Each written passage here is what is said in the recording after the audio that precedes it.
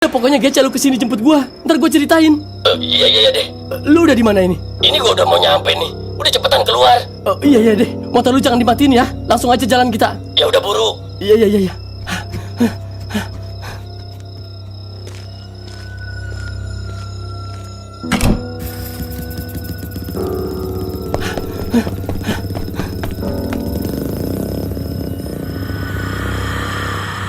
Dalam suasana malam yang tenang, terjadi situasi lucu ketika si Robi terbangun dari tidurnya karena suara ketukan di pintu.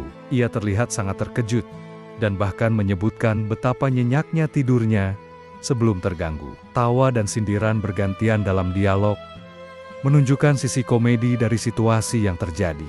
Pembicaraan di antara mereka berlanjut dengan satu orang yang mengingatkan temannya untuk tidak mengganggu di malam hari, serta memperingatkan tentang waktu yang sudah larut. Ada juga nada bersahabat yang menggambarkan bagaimana mereka biasa menghabiskan waktu bersama. Dalam percakapan antara Robi dan Bapak, terjadi pembahasan mengenai kebiasaan sehat saat berada di luar malam hari. Bapak menyampaikan bahwa meskipun duduk di malam hari tidak apa-apa, ada kekhawatiran akan masuk angin. Hal ini menggambarkan kepedulian satu sama lain mengenai kesehatan. Robi kemudian merasa perlu untuk masuk. Tetapi sebelum itu, ia ketakutan karena Bapak kesurupan arwah Pak RT. Di situ menjelaskan kalau kematian Pak RT itu bukan karena masuk angin, tetapi karena telah keracunan, membutuhkan bantuan karena si Bapak kesurupan. Kejadian ini sedikit dramatis dan menimbulkan suasana tegang, namun tetap diselingi dengan humor untuk meredakan keadaan. Ada momen mendebarkan saat Robi memberitahu si Dot dan Kona bahwa bapaknya kemungkinan dalam keadaan berbahaya, yaitu kesurupan. Ia meminta bantuan temannya untuk datang dengan segera. Suasana ini menunjukkan betapa cepatnya respons teman ketika salah satu dari mereka dalam kesulitan. Dialog di antara mereka penuh dengan istilah santai, namun mencerminkan keakraban serta kepedulian yang dalam.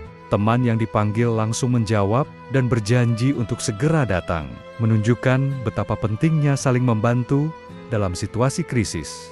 Setelah Robi keluar dari rumah bersama si Dot dan Kona, si bapak yang kesurupan arwah Pak RT itu mengikuti mereka untuk ke gardu. Di situ suasana semakin mencekam dan mereka ketakutan. Mereka tiba di gardu, gelap, hanya diterangi satu bohlam yang kedap-kedip. Mereka duduk saling pandang. Tiba-tiba suara langkah kaki berat terdengar dari ujung. Bayangan tubuh muncul. Ternyata benar Bapak muncul dengan langkah pelan, kepala sedikit tertunduk, dan matanya kosong. Sesampainya di gardu, Bapak yang kesurupan berhenti dan memandang mereka bertiga. Dengan suara berat, ia mulai bicara. Bapak dengan suara bukan miliknya berkata, "Robi, Dot, Kona, kalian harus tahu, aku bukan lagi Bapak, Pak RT," kata Robi. Bapak masih dengan suara berat, "Benar, aku Pak RT. Aku mati, bukan karena masuk angin, tapi karena racun." Mereka saling pandang dengan ekspresi kaget. "Loh, racun? Racun apaan?" kata Dot.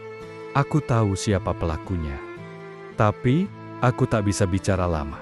Tubuh ini tak kuat menahan. Tiba-tiba tubuh Bapak gemetar, dan ia ambruk lemas ke tanah. Pagi menjelang, Robi dan teman-temannya duduk di gardu sambil menyeruput teh. Bapak sedang tidur di dalam rumah Dot, setelah dibantu sadar oleh Pak Ustadz. Tapi serius, ya kalau benar Pak RT diracun, berarti kita harus cari tahu siapa pelakunya, kata Robi. "Berarti kita jadi detektif dong," kata Kona. "Detektif gardu malam. Kayak Scooby-Doo, tapi versi kampung," kata Dot. Mereka bertiga tertawa. Namun dalam hati, mereka tahu ini belum selesai.